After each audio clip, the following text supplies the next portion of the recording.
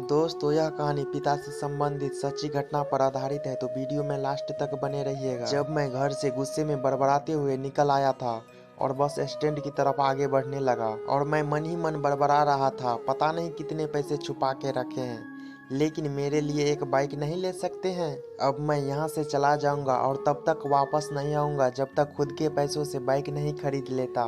इतना सोच ही रहा था, तभी मेरे पैर में मुझे कुछ चुभने का एहसास हुआ। नीचे देखा तो समझ आया कि जल्दबाजी में पापा का जूता पहन आया हूँ। उन जूतों में कील उभरी हुई थी जो मेरे पैर में बार बार घाव किए जा रही थी, लेकिन उस समय गुस्सा बहुत अधिक था और मैं बड़बड़ाते हुए आगे बढ़ गया। एकाएक मुझे याद आया कि मैं पापा का पर्स भी साथ ले आया हूँ, लेकिन तभी मेरे खुरपाती दिमाग में एक ख्याल आया, क्यों ना आज पापा का पर्स चेक किया जाए, जिसे आज तक उन्होंने किसी को हाथ नहीं लगाने दिया था। पता नहीं कौन सा खजाना छुपा है इस पर्स में, जो किसी को हाथ नहीं लगाने देते थे। जब मैं पापा का वह पुराना पर्स खोलकर देखा, उसमें तो पैसा नहीं मिले, लेकिन पैसों की जगह पर एक डायरी रखी हुई थी। तब मैंने सोचा, ओहो, तो यहाँ खजाना छुपा रखा है। मैं समझ रहा था कि यहाँ पापा ने लिखा होगा कि किसको कितने पैसे लेने हैं और किसको कितने पैसे दिए हैं, लेकिन मैं गलत था।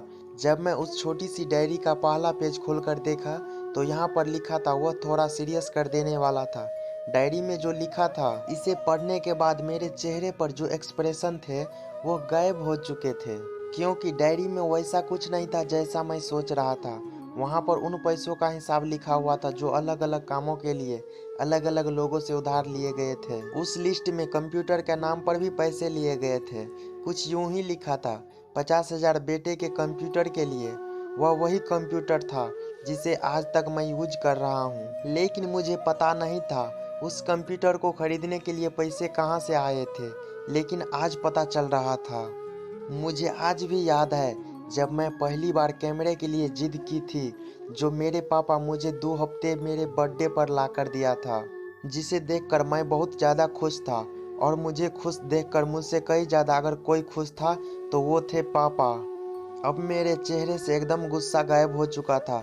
जब मैंने आगे पन्ना पलटा तो वहाँ पर कुछ इच्छाएं लिखी हुई थी। पहली जो विश थी जिसमें लिखा हुआ था अच्छे जूते पहनना। यह बात मेरी कुछ समझ नहीं आई। तभी मेरा पाँव अचानक सड़क पर भरे हुए पानी में जा पड़ा और तभी मेरे पाँव में गीलापन होने का एहसास हुआ। जब मैंने जूता उतार कर देखा तो उसका ताला टूटा हुआ था। यह देखकर मुझे डायरी में लिखी बात याद आ गई। तभी मुझे माँ पापा की कई बात याद आ रही थी कि कैसे माँ जब कहा करती थी पापा से, अब जूता पुराने हो गए हैं, नए ले लीजिए, तो पापा अक्सर कहकर टाल दिया करते थे, जूते अभी और चलेंगे, अभी कुछ दिन पहन लेने दे। मुझे आज समझ आ रहा था कि कितने दिन और चलेंगे। साथ ही साथ यह भी समझ आ रहा था कि पापा पर्स को क्यों छुपा कर रखते थे। तभी उस डायरी को पढ़ते हुए बस स्टैंड पर पड़ी बेंच पर आकर बैठ गया। उस डायरी का आखिरी पन्ना बचा हुआ था। उस पन्ने को जब मैं पलट कर देखा तो वहाँ कल की डेट लिखी हुई थी। तारीख को नीचे लिखा हुआ था 50,000 रुपये बाइक के लिए। बस इतना पढ़ा और दिमाग सन्न रह गया। अब मेरे मन में कोई सिकवा गला नहीं बचा था, बस मेरे आंखों से आंसू चले जा रहे थे। मुझे आज तक पता नहीं चला कि क्यों रोए जा रहा था। अब मैं घर की तरफ जल्दी से भागा, लेकिन जूतों की वह कील पाँव में अब तक घाव बनाने में कामयाब हो चुकी थी। मैंने जूतों को रास्ते में ही निकालकर फेंक दिया और भागते भागते लड़खड़ाते हुए घर जा पहुंचा, लेकिन पापा घर पर नहीं थे।